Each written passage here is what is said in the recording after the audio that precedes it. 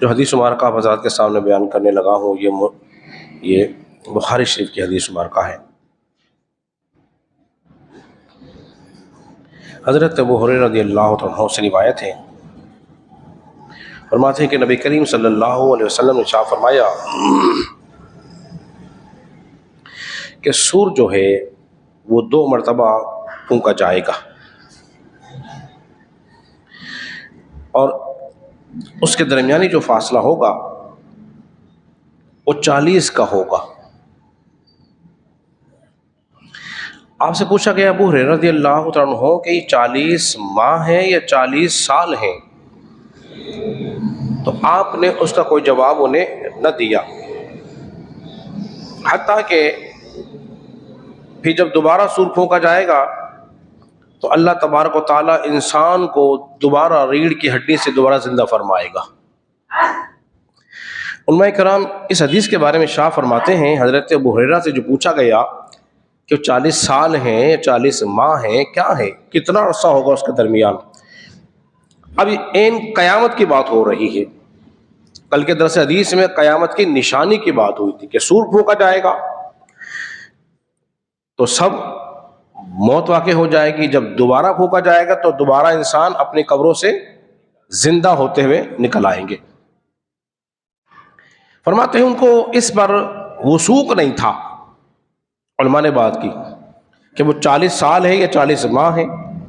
فرماتے ہیں وثوق تو تھا، مگر چونکہ کوئی بات ہو رہی تھی اس لیے انہوں نے اس بات کو بیان کرنا مناسب نہ سمجھا۔ ہر بات کو بیان کرنا ضروری بولیے نہیں ہوتا، کچھ راز کی باتیں بھی ہوتی ہیں جس میں کچھ حکمتیں ہوتی ہیں، ہر حکمت کو کھول کے بیان نہیں کیا جا سکتا۔ دیکھیے نجا رسول اللہ صلی اللہ علیہ وسلم نے قیامت کی اتنی ساری نشانیاں بتائی، تو کیا خیال ہے آپ اس کی تاریخ، دن، مہینہ، سال نہ بتا دیتے؟ بولیے بتا سکتے تھے، مگر حضور نے نہیں بتائی، اس لیے کہ حضور کا ہر عمل اللہ کے حکم کے مطابق ہوتا ہے۔ جب اللہ نے چاہا نہیں، حضور نے بتایا نہیں۔ میں ایک مثال آپ کے سامنے پیش کر دوں، بعض لوگ اس پہ اعتراض کرتے ہیں حضور کو اگر علم ہوتا تو کیوں نہ بتا دیتے۔ مثال کے طور پر اگر کسی کو یہ بتا دیا جائے کہ تم نے 1 ہفتے بعد مر جانا ہے، تو بتائیے پھر اس کے ساتھ کیا حال ہوتا ہوگا اس کا؟ وہ اس سے پہلے ہی مر جائے گا۔ سمجھ میں آپ کے اتنی فکر لاحق ہوگی اسے کہ وہ اس سے پہلے ہی مر جائے گا۔ تو بہت ساری باتیں حکمت والی ہوتی۔ اب آئیے پوچھا گیا، اس حدیث سے بات کر لیتے ہیں، یہ عجب الذنب کیا ہے؟ اللہ دوبارہ پیدا فرمائے گا۔ فرماتے ہیں جسم جو ہے زمین میں جانے کے بعد گل سڑ جاتا ہے، مگر جسم کا ایک حصہ جو ہے وہ گلتا بھی نہیں، سڑتا بھی نہیں، وہ ہے رائے کے دانے کے برابر، جس کو حضرت ابو ہریرہ رضی اللہ عنہ سے روایت ہے۔ فرماتے ہیں کہ انسان کو دوبارہ اسی حصے سے پیدا کیا جائے گا، اصل حقیقت کے ساتھ، یعنی کہ ہماری جو ریڑھ کا جو حصہ ہے، اس کا جو آخری حصہ ہے، اس کو زمین جو ہے کھا نہیں سکتی، کوئی کیمیکل اس کو گلا نہیں سکتا۔ اللہ کی قدرت دیکھیے، انبیاء کرام علیہ الصلوۃ والسلام کے جسم جو ہے زمین کھا نہیں سکتی، لیکن عام انسانوں کے جسم زمین بولیے کھا جاتی ہے۔ ٹھیک ہے جی، ہاں اللہ جس کا جسم سلامت رکھنا چاہے وہ رکھ سکتا ہے، ابھی اللہ کی مرضی ہے۔ آپ حضرات نے سوشل میڈیا پر اپنی ظاہری حیات میں دیکھا ہوگا، بعض کی قبریں کھولی گئی تو ان کے جسم صحیح ہو، سالم نکل آئے۔ اب اس کے ایک مثال فرماتے ہیں کہ اسی سے ہی اللہ تبارک و تعالیٰ دوبارہ انسان کی تخلیق فرما دے گا۔ اس کو برقرار کیوں رکھا گیا؟ ایک مثال دی علماء نے، فرماتے ہیں یاد کرو وہ وقت جو قرآن مجید فرقان حمید کے اندر موجود ہے، وہ واقعہ عزیر علیہ السلام ایک شہر میں گئے نا، دیکھا کہ بستیاں ٹوٹی پھوٹی ہیں، چھت گری ہوئی ہے، دیواریں گری ہوئی ہیں، اسی سوچو بچار میں رہے کہ یہ کیسے دوبارہ تعمیر ہوگا، بات کیسے ہوگا۔